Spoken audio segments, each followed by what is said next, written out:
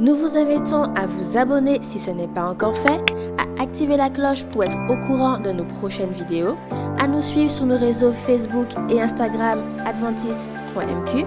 Bon visionnage et prenez soin de vous.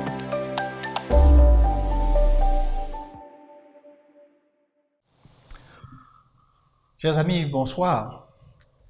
C'est avec plaisir que, en cet instant, je voudrais échanger avec vous autour de ce qu'a été la maladie, mais surtout la guérison du roi Ézéchias, dont l'histoire nous est rapportée au deuxième livre des Chroniques, au chapitre 32, versets 24 à 33, et aussi dans le livre du prophète Ésaïe, qui eut à intervenir dans cette histoire au chapitre 38. Mais avant tout, je voudrais avoir un moment de prière avec vous. Éternel notre Dieu, nous voulons te remercier de cette opportunité que tu nous donnes de nous retrouver au travers de ces médias afin de rechercher ta présence par la prière, par l'étude de ta parole.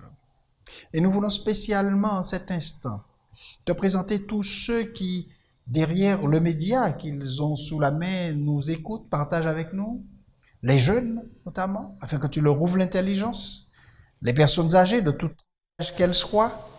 Et nous voulons tout à fait te les présenter spécialement à cause de cette situation sanitaire dans laquelle le monde entier se trouve plongé et pour lesquels beaucoup sont stressés, beaucoup vivent des moments d'angoisse intense. Et je te prie, Seigneur, afin que tu leur permettes de savoir qu'ils peuvent s'appuyer sur toi et qu'ils puissent se relâcher, avoir confiance en toi, savoir que tu guides toutes choses, que tu contrôles l'histoire et que tu l'amèneras à son terme. Je veux te prier pour les personnes qui sont atteintes de maladies graves. Oui, comme celle que nous allons parler d'Ézéchias, afin qu'elles sachent que tu es le Dieu Tout-Puissant et que si c'est là ta volonté, tu peux intervenir pour les rétablir. Et que quand bien même ce n'est pas cela, alors tu les accompagneras par ta grâce, comme tu l'avais dit à l'apôtre Paul. Aujourd'hui, je te prie spécialement pour eux qui sont là, atteints de formes graves, de formes de problèmes quelconques qu'ils rencontrent dans leur famille, de souffrances qu'ils rencontrent. Et te demander que cette expérience d'Ézéchias que nous allons partager puisse les aider à te faire confiance et à tirer des enseignements de cette étude-là. Je te prie au nom de Jésus-Christ. Amen. Qui est donc Ézéchias, roi de Juda, dont nous voulons partager l'expérience aujourd'hui? Dans le texte de 2 Chroniques, chapitre 28, verset 27, le texte nous dit qu'Akaz, qui était roi de Juda, se coucha avec ses pères et on l'enterra dans la ville de Jérusalem, car on ne le mit point dans le sépulcre des rois d'Israël. C'est à cause des actions qu'il a faites. Et Ézéchias, son fils, régna à sa place. Ézéchias est donc fils d'Akaz, un roi qui a fait des choses abominables, amenant des idoles à l'intérieur du peuple et détournant le peuple de Dieu. Ézéchias, son fils, de Chroniques chapitre 29, 1 à 2, nous dit-on, est devenu roi à l'âge de 25 ans. Et il va régner 29 ans à Jérusalem. Sa mère s'appelait Abijah, fille de Zacharie, et le texte précise qu'il fit ce qui est droit aux yeux de l'Éternel, entièrement comme l'avait fait, et on remonte à David, son père, le premier de la lignée de ces rois de Juda. Ézéchias est présenté comme fidèle, qui revient aux sources, qui ne suit pas l'exemple de son père qu'il a vu pendant 25 ans. Il ne le suit pas. Et le texte précise ce que fit Ézéchias, qui montre qu'il a marché dans une voie haute que celle d'Akaz. 2 Chroniques 31, versets 20 à 21, on nous dit, si vous avez vos Bibles à la maison, vous pouvez suivre cela avec moi. Le texte dit, voilà ce que fit Ézéchias dans tout Juda. À 25 ans, il devint roi. Il fit ce qui est bien, ce qui est droit, ce qui est vrai, devant l'Éternel son Dieu. Il agit de tout son cœur et il réussit dans tout ce qu'il entreprit en recherchant son Dieu pour le service de la maison de Dieu, pour la loi et pour les commandements. Donc il revient aux fondamentaux, la parole de Dieu, ce que Dieu a demandé. Et il va rétablir, quand on lit son histoire, il va rétablir le temple. Sa première action était de mettre de l'ordre et de remettre le temple en place avec les sacrificateurs, avec le service de Dieu, de mettre Dieu en premier d'abord. Mais Ézéchias montre encore plus Lorsque Sanchérib, roi d'Assyrie, contre lequel il s'était soulevé parce que le peuple à ce moment payait un tribut aux Assyriens qui dominaient la région, Ézéchias, trouvant cela injuste, va décider d'arrêter de le faire en un moment précis de l'histoire, et menacé par Sanchérib qui viendra pour réclamer ce qui pour lui est son dû. Eh bien, Ézéchias va garder confiance en Dieu et encourager le peuple à faire de même.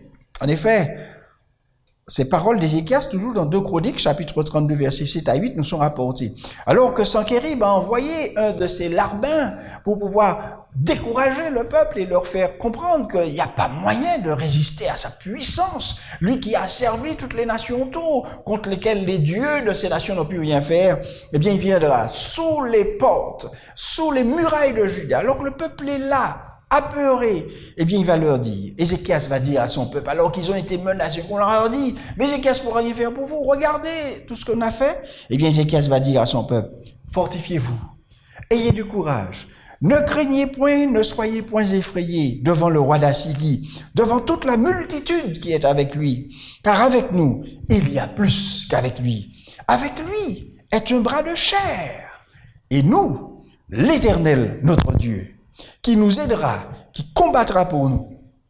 Et le texte dit, le peuple eut confiance dans la parole d'Ézéchias, roi de Juda.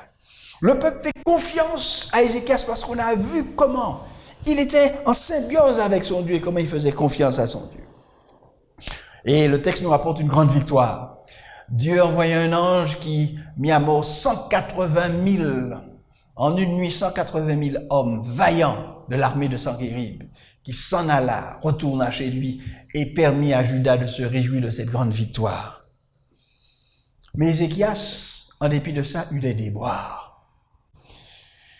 Après 14 ans de règne, à l'âge de 39 ans, souvenez-vous, il est devenu roi à 25 ans, le jeune roi, ayant la crainte de l'Éternel, et ramener le peuple de Juda vers son Dieu, il est atteint d'une grave maladie incurable, un ulcère dont il ne peut guérir, un ulcère dont les médecins ne peuvent rien faire pour lui. Ô combien d'entre nous passent par ces situations où leurs médecins leur annoncent qu'il n'y a pas de solution. On ne peut pas les soigner, on n'a pas le remède, on ne sait pas quoi faire. Le texte nous rapporte, Isaïe, le prophète, va venir vers Ézéchias, et le texte dit qu'en ce temps-là, Ézéchias fut malade à la mort. Le prophète Isaïe, fils d'Amoz, vint auprès de lui et lui dit, écoutez ces paroles qui est terrible, ainsi parle l'Éternel, donne des ordres à ta maison, car tu vas mourir et tu ne vivras plus. Je vous laisse imaginer le désarroi qu'un homme de 39 ans peut avoir quand il entend qu'il est arrivé au bout de sa vie alors qu'il vient juste de commencer. Je voulais supposer le désarroi d'une personne, quelle qu'elle soit, jeune, vieille, mais surtout les plus jeunes, quand on leur dit « tu es arrivé au bout de ta vie, tu es atteint d'une maladie incurable, on ne peut rien faire pour toi, tu vas mourir, prépare-toi, dans 2 mois, 3 mois, 1 semaine. » Et la réaction est terrible, ça peut être une révolte contre Dieu. C'est-à-dire, injustice. Et Ézéchias de faire de même. Lorsqu'Ézéchias entend la nouvelle d'Ésaïe, le texte nous dit qu'Ézéchias va tourner son visage contre le mur. Alors qu'Ésaïe sort de sa chambre, il tourne son visage vers le mur, son mur. Il est sur son lit couché et il fait cette prière à l'Éternel. Il va dire, ô Éternel, souviens-toi. Souviens-toi que j'ai marché devant ta face avec fidélité et intégrité de cœur et que j'ai fait ce qui est bien à tes yeux.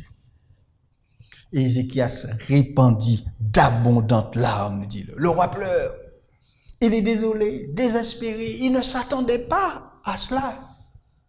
Oui, quand on sert Dieu, quand on marche selon les conseils, les recommandations de Dieu, alors on se dit, mais pourquoi moi? Pourquoi moi? Alors peut-être que d'autres qui sont là à faire tout à fait le contraire, eh bien ils vivent aussi longtemps qu'on peut vivre, tel que le présente parfois David dans ses psaumes. Le méchant prospère. Mais le texte nous dit que ça ne s'est pas arrêté aux larmes. d'Ézéchias. L'Éternel va entendre, car l'Éternel entend, son oreille n'est pas bouchée et sa main n'est pas trop courte pour agir. Et l'Éternel va répondre. Et alors qu'Ésaïe était dans la cour en train de s'en aller, probablement tout triste lui aussi, il aimait bien ce roi. Eh bien la parole de l'Éternel va être adressée à Ésaïe en ces mots, alors qu'il est dans la cour. Va, retourne et dis à Ézéchias, ainsi parle l'Éternel, le Dieu de David, ton père. J'ai entendu ta prière. J'ai entendu ta prière et j'ai vu tes larmes. Dieu voit, Dieu entend. Il vit la détresse de ses enfants. Ce n'est pas lui qui a envoyé à Ézéchias la maladie, mais la maladie est arrivée. On ne sait comment.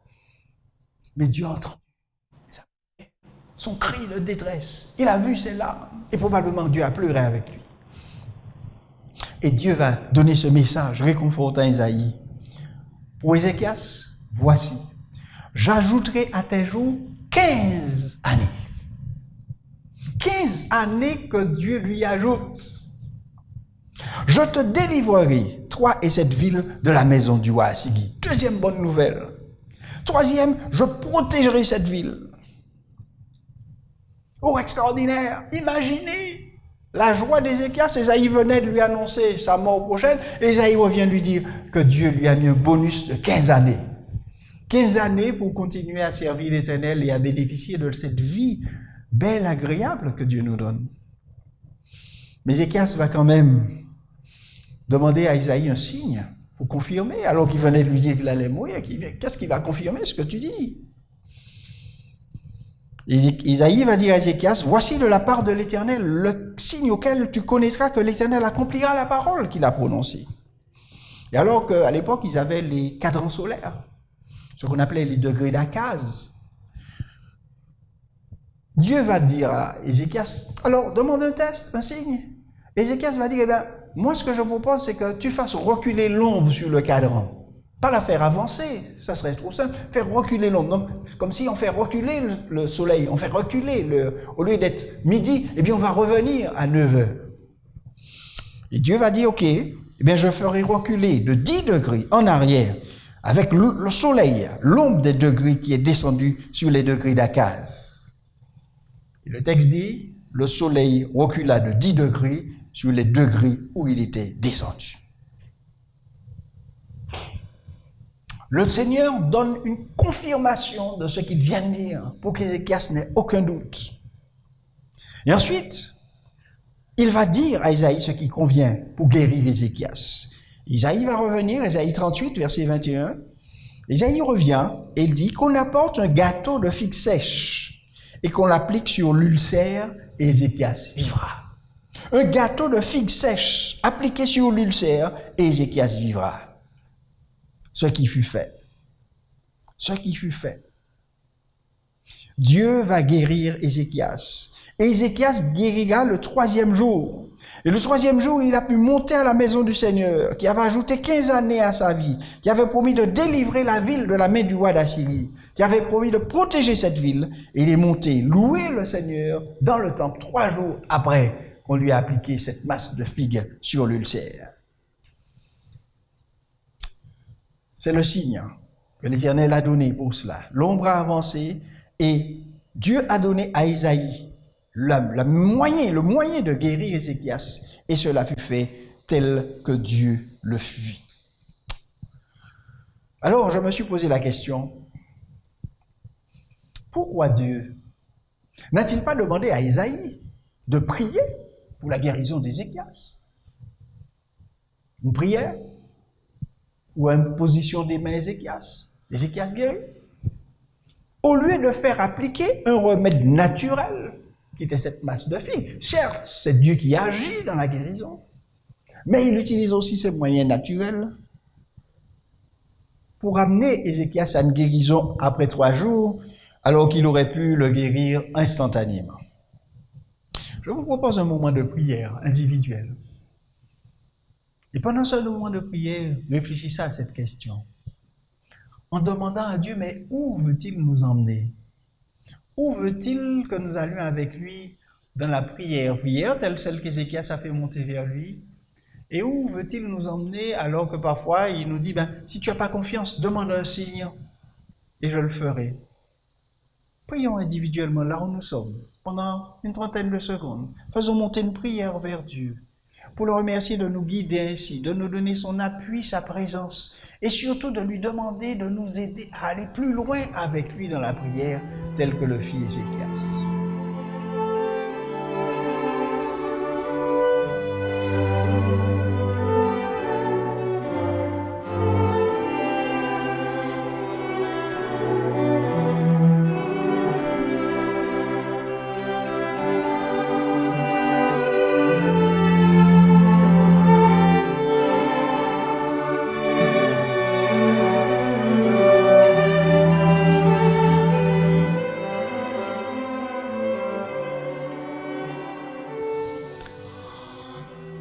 Nous arrivons à la fin de ce moment de prière et je voudrais vous rappeler que Dieu souhaite que nous allions plus loin avec lui dans notre vie, tel Ézéchias. Dans notre vie, surtout dans notre vie de prière. Ézéchias n'hésita pas à se tourner vers Dieu, à lui parler de sa détresse, à s'ouvrir son cœur à son Dieu avec qui il avait l'habitude de parler. Et Dieu voudrait que nous allions plus loin avec lui. Il veut que nous apprenions à lui faire confiance, tel Ézéchias, dans ce qu'il nous dit. Et pour cela, Dieu peut, si nécessaire, nous donner des signes pour cela. Mais surtout, n'omettons jamais de le remercier, tel que le fit Ézéchias, dans cette prière d'action de grâce que je veux partager maintenant avec vous. Oui, Ézéchias remercie à Dieu pour ce bonheur, cette guérison et ces 15 années supplémentaires que Dieu lui avait accordées. Ézéchias remercie à Dieu pour cela. Et il alla encore plus loin dans sa vie avec Dieu, parce qu'il fit cette expérience de prière avec Dieu. Il écrit ce qu'on appelle le cantique d'Ézéchias, cantique du roi de Juda, sur sa maladie et son rétablissement. Le texte se trouve, je vous donne la référence, ainsi vous pourrez le lire à la maison, dans Ésaïe 38. Vous trouverez ce cantique d'Ézéchias. Ézéchias dit la chose suivante, par ce cantique où il va louer Dieu, ou ce que Dieu a fait pour lui. Et dans ce cantique, il y a aussi beaucoup d'éléments qu'il donne, de réflexion sur la mort. Ézéchias dit, je disais, quand mes jours sont en repos, je dois m'en aller aux portes du séjour des morts. Je suis privé du reste de mes années. Vous voyez comment il vivait sa maladie? Je disais, je ne verrai plus l'Éternel sur la terre des vivants. Je ne verrai plus aucun homme parmi les habitants du monde. Ma demeure est enlevée et transportée loin de moi. Comme une tente de berger, je sens le fil de ma vie coupé, comme un tisserand qui me retrancherait de sa trame. Du jour à la nuit, tu m'auras achevé. Je me suis contenu jusqu'au matin. Comme un lion, il brisait tous mes os. Du jour à la nuit, tu m'auras achevé. Je poussais des cris comme une hirondelle en voltigeant. Je gémissais comme la colombe. Mes yeux s'élevaient languissant vers le ciel. Ô Éternel, je suis dans l'angoisse, secours-moi. Que dirais-je? Il m'a répondu et il m'a exaucé. Je marcherai humblement jusqu'au terme de mes années, après avoir été ainsi affligé. Seigneur, c'est par tes bontés qu'on jouit de la vie. C'est par elles que je respire encore. Tu me rétablis, tu me rends à la vie. Voici, mes souffrances mêmes sont devenues mon salut. Tu as pris plaisir à retirer mon âme de la fosse de la destruction, car tu as jeté derrière toi tous mes péchés. Ce n'est pas le séjour des morts qui te loue. Ce n'est pas la mort qui te célèbre. Ceux qui sont descendus dans la fosse n'espèrent plus en ta fidélité. Le vivant, c'est celui-là qui te loue, comme moi aujourd'hui. Le Père fait connaître à ses enfants ta fidélité. L'Éternel m'a sauvé. Nous ferons résonner les cordes de nos instruments tous les jours de notre vie dans la maison de l'Éternel. Voilà ce qu'Ézéchias va dire à Dieu après cet acte de guérison de Dieu envers lui, après cet acte de bonté de Dieu envers lui, après ces promesses de Dieu et ce qu'il a vécu avec Dieu simplement parce qu'il a accepté d'aller plus loin avec Dieu dans la prière. Il a accepté de se confier pleinement à Dieu, d'ouvrir son cœur à Dieu. Et il a accepté de laisser Dieu agir en lui. Chers amis, Dieu voudrait que nous puissions, de ce qu'Ézéchias dit, car les morts, dit-il, ne louent pas Dieu. Il n'y a pas de vie dans le séjour des morts. Ce sont les vivants qui peuvent louer Dieu. Et c'est pourquoi rester vivant, Ézéchias va louer Dieu. Et dit-il en plus, je vais l'enseigner à mes enfants. Oh, Dieu voudrait que nous allions plus loin avec lui dans notre vie de prière et qu'elle soit partagée avec les autres autour de nous, surtout notre famille, nos enfants, qu'ils apprennent eux aussi à expérimenter ces choses avec Dieu afin de louer Dieu pour eux-mêmes et aussi pour les autres. Bon, je vous propose de prier alors que nous terminons notre réflexion et en vous invitant vous à poursuivre, à aller plus loin avec Dieu dans ce rapport qu'est la prière, cette communion avec Dieu, ce partage avec Dieu qui nous permet de lui donner nos sentiments réels, vrais tels qu'ils sont, de lui dire parfois notre colère, de lui dire notre incompréhension et d'écouter afin de le laisser nous parler et d'entendre sa réponse ou ses réponses qui pourront venir aussi d'autres personnes qu'il enverra autour de nous ou de sa parole alors que nous la dirons. Prions ensemble. Merci Seigneur pour cette expérience d'Ézéchias que tu as placé devant nous et pour lesquels nous pouvons encore tirer beaucoup d'enseignements. Merci parce que tu nous apprends par Ézéchias, ton enfant, que tu écoutes les prières, que tu vois nos larmes, que tu vois nos souffrances, que tu y participes, que tu les prends en compte et que tu réagis et que tu ne restes pas là à nous regarder souffrir. Merci Seigneur pour cela. Merci maintenant de nous apprendre chacun à aller plus loin avec toi dans notre vie de prière, à ne pas nous arrêter simplement à des prières coutumières, mais aller dans des prières vraies, où nous répandons notre âme devant toi, comme Anne, mère de Samuel, l'a fait, répandant son âme devant toi, sa tristesse devant toi. Et tu as aussi répondu à cette prière d'Anne. Merci Seigneur de répondre à nos prières. Merci de permettre à chacun de nos internautes, de nos téléspectateurs, de eux aussi vivre ces expériences avec toi et que leur cœur en soit réjoui, leur vie transformée, ainsi que la vie de leur famille et de leurs voisins et amis. Je t'ai prié au nom de Jésus-Christ. Amen. Nous vous invitons à vous abonner si ce n'est pas encore fait, à activer la cloche pour être au courant de nos prochaines vidéos, à nous suivre sur nos réseaux Facebook et Instagram adventiste.mq.